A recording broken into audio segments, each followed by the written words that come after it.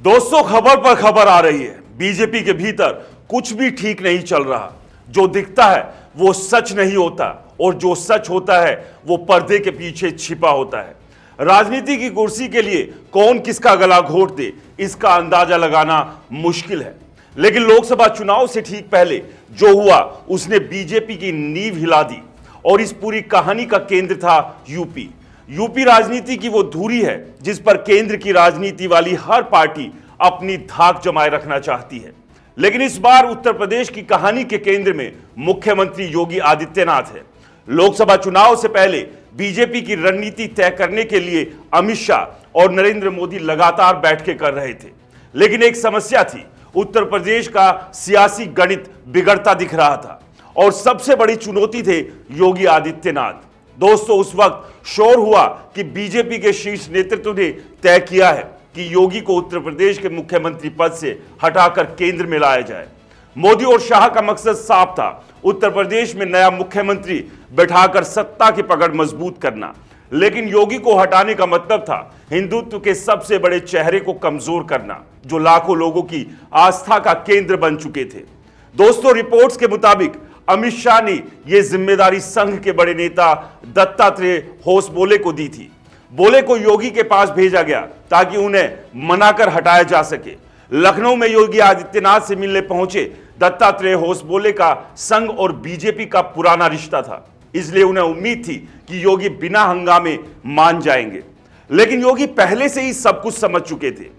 जैसे ही होसबोले ने कहा, योगी जी, संगठन ने फैसला किया है कि आपको दिल्ली में बड़ी जिम्मेदारी दी जाएगी, आपको मुख्यमंत्री पद छोड़ना होगा। योगी चुपचाप उनकी बात सुनते रहे। कमरे में कुछ देर सन्नाटा रहा। फिर उन्होंने बेहद सधी हुई आवाज में कहा, अगर मैं हटूंगा तो उत्तर प्रदेश में बीजेपी दो टुकड़ों में बंट जाएगी। सोच लीजिए इसका अंजाम क्या होगा। दोस्तों, होसबोले को इस जवाब की जरा भी उम्मीद नहीं थी। उन्होंने दोबारा मनाने की कोशिश की, लेकिन योगी टस से मस नहीं हुए। आखिरकार उन्हें दबे पांव निकलना पड़ा। दरअसल योगी आदित्यनाथ का यह आत्मविश्वास यूं ही नहीं था। योगी को आरएसएस की खुली बैकिंग मिली हुई थी। संघ के कई बड़े नेता पहले ही संकेत दे चुके थे कि योगी को हटाने का कोई भी फैसला बीजेपी के लिए आत्मघाती साबित हो सकता है।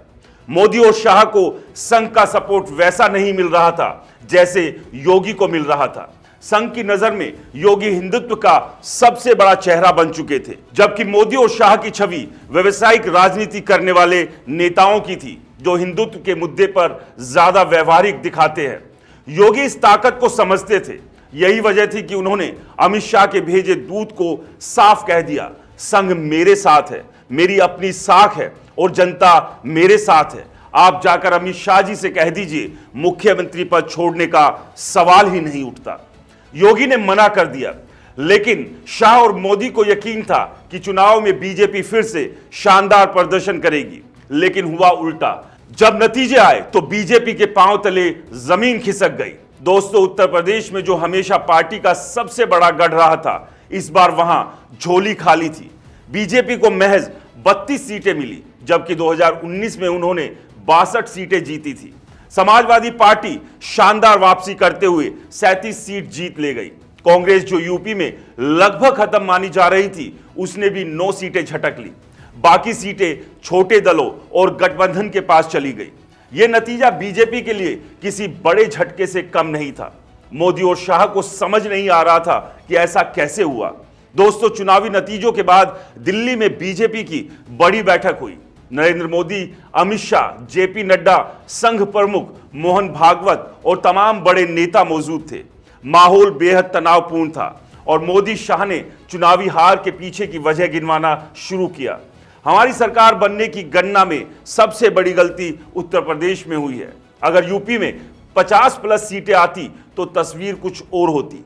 कमरे में सन्नाटा छा गया था। सभी नेता एक दूसरे को देखने लगे और फिर मोदी ने अमित शाह की तरफ देखा और कहा, क्या यह सिर्फ इत्तेफाक है कि योगी जी ने हमें साफ मना कर दिया? और फिर यूपी में हमें सबसे बड़ा झटका लगा। यूपी में बीजेपी को भारी नुकसान हुआ, लेकिन सपा और कांग्रेस को फायदा मिला। दोस्तों, राजनीतिक गलियारों में चर्चा थी कि योगी ने अंदर खाने बीजेपी को नुकसान पहुंचाया है। सूत्रों के मुताबिक बीजेपी के कई उम्मीदवारों को जरूरी संसाधन नहीं मिले। प्रशासन का रवैया बदला बदला दिखा। योगी की खास रणनीति के तहत हिंदू वोटरों का एक बड़ा हिस्सा बीजेपी से छिटक गया। अब बीजेपी नेतृत्व के सामने सबसे बड़ा संकट यह था कि योगी इस हार के बावजूद और ज्यादा मजबूत हो गए। दोस्तों, यूपी में हिंदू वोटों का बड़ा हिस्सा योगी को अपना नेता मान चुका था। आरएसएस के एक बड़े धड़े की भी सहानुभूति योगी के साथ थी। उत्तर प्रदेश की राजनीति में योगी अब अपराजित नेता के रूप में उभर चुके थे। यही वजह थी कि मोदी और शाह मान रहे थे कि योगी ने उन्हें चुपचाप कमजोर कर दिया। दोस्तों, अब सवाल यह है कि योगी के इस लोकसभा चुनाव में उठाए गए कदम के बाद बीजेपी का भविष्य क्या होगा? क्या योगी और मोदी शाह के रिश्ते खराब होंगे? क्या योगी सच में बीजेपी को दो टुकड़ों में बांट देंगे? राजनीति में जो दिखता है वह सच नहीं होता, लेकिन जो पर्दे के पीछे होता है वो असली खेल होता है। लोकसभा चुनाव की खींचतान का क्या अब भी असर बाकी है? क्या अब भी मोदी शाह इस कोशिश में है कि योगी को सबक कैसे सिखाया जाए? दोस्तों, क्या आप भी दिल्ली में बैठकर मोदी और शाह कोई बड़ी खिचड़ी पका रहे हैं? और जिस तरह के हालात महाकुंभ में हुए और कहीं ना कहीं ये सवाल उठे कि महाकुंभ को फेल करने की कोशिश की गई है, क्या इसके पीछे भी कोई बड़ी साजिश है जो योगी के खिलाफ रची जा रही है?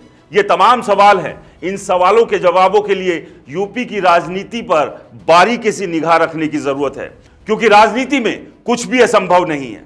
इस मुद्दे पर आपकी क्या राय है? हमें कमेंट्स कर जरूर बताएं। रिपोर्टर जी चैनल को सब्सक्राइब नहीं किया है तो दोस्तों चैनल को सब्सक्राइब करना ना भूलें। नमस्कार।